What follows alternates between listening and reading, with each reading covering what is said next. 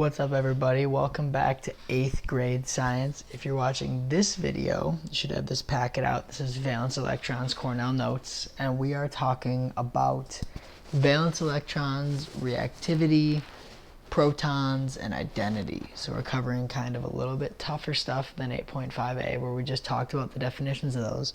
Now we're connecting those to reactivity, and we're connecting those to identity. Okay, so we're going to take some notes in a little different style. These are called Cornell notes. On the left there are topics, so I'm going to put a star above the topics.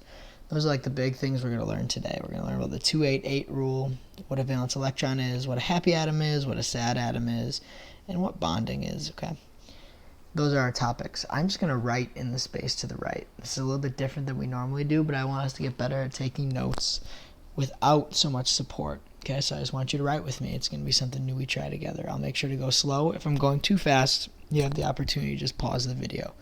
Okay, the first thing I want to write is about the 288 rule. I want you to write determines how we fill the model. This is the rule that tells us how many electrons can go in what energy level.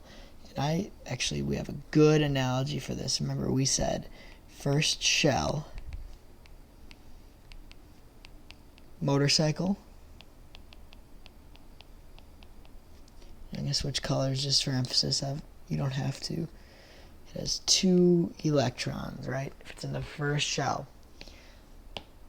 it's smaller. It's only got space for 2 people like a motorcycle. It's in the first shell, 2 electrons. All others, every other shell is a van. Every other shell has how many valence electrons? You should know this. It is 8. Okay, so if it's in the first shell, it's got 2 electrons. If it's in the other shells, it's got 8. That's what I mean by the 288 rule.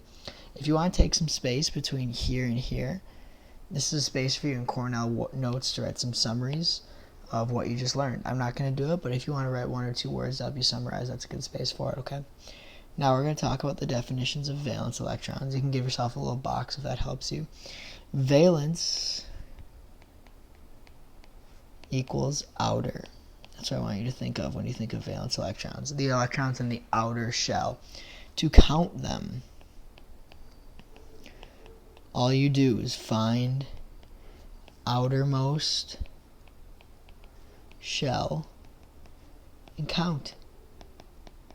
For this model up here, the outermost shell would be the blue, right? The outermost shell is the furthest from the nucleus that still has an electron on it. Even if it just has 1 electron, it's still filled. That's the outermost shell. Okay, those are valence electrons. And finally, they determine reactivity. I gotta give myself a little space here. They determine reactivity. Protons determine identity. Valence electrons determine reactivity. We're going to talk about happy atoms. We're going to talk about sad atoms. If you are a happy atom, I want you to draw a smiley face. I'm going to switch colors for you. Valence shell is full. And how do you know your valence shell is full? How many electrons do you have? You have 8 valence electrons. If you have 8 valence electrons, you know that that outer valence shell is full. It's a happy atom. If it is a sad atom, I want you to draw a sad face. Sad atoms are not quite at capacity. Valence shell isn't full. If it's not full, you can write here 1 to 7 valence electrons, and then I'm going to switch colors to make this really clear to you. I'm going to use pink. This is reactive. If it's a sad atom, it wants to become a happy one. It wants to reach 8. It's going to do whatever it can to get those extra valence electrons. It's going to react. If it's a happy atom, it has 8. I want you to add this. It will do anything to keep that. It does not want to change from its current happy state. This is an unreactive atom. 8 valence electrons are unreactive, 1 through 7 are reactive. Bonding, what this means is basically just two atoms, I'm going to say two or more atoms, joining. We don't really dive into this in 8th grade science, but the numbers of valence electrons determine how things bond. Here's what you do need to know. I'm going to switch to green so you know it's important. You do need to know that if it has 8 valence electrons, its shell is full and it's unreactive.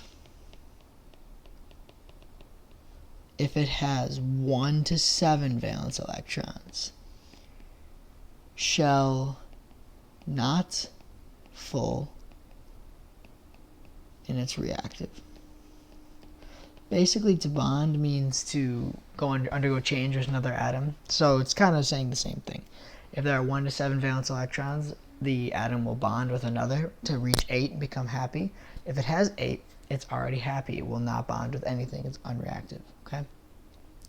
Now I'm going to do one example for you. I want you to flip the page to the next spot in your packet.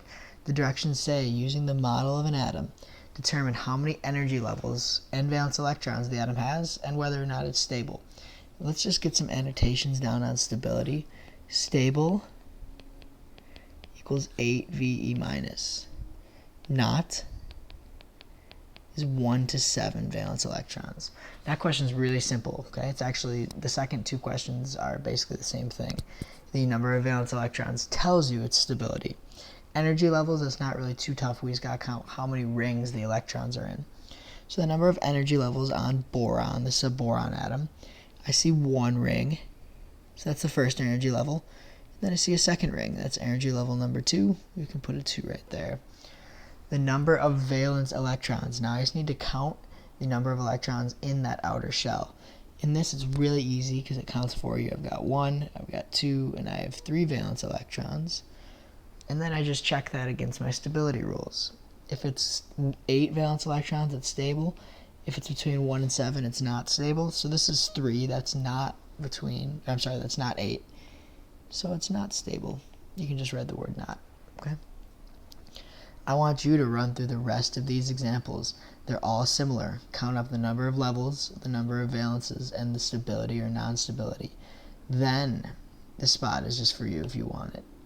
You can summarize your notes in there. There's a second part. The second part is a little bit different. It says, given an atom, create a sketch from the information found in the periodic table. Then fill in important information in the blanks. A model is complete for you. I'm actually not going to complete a model, but I'm going to show you steps of how to do the first one. So aluminum, you need to look up aluminum, and you need to figure out how many electrons it has, because you're going to try and draw a model just like we did up here. If you look in your periodic table, you'd find out that aluminum has 13 electrons. And also, if you would look up inside of a model, you'd have to figure out how many valence electrons aluminum has. Remember, this is more practice from 8.5c, but aluminum is in group 3a, so it has 3 valence electrons. Okay, that's going to help you draw.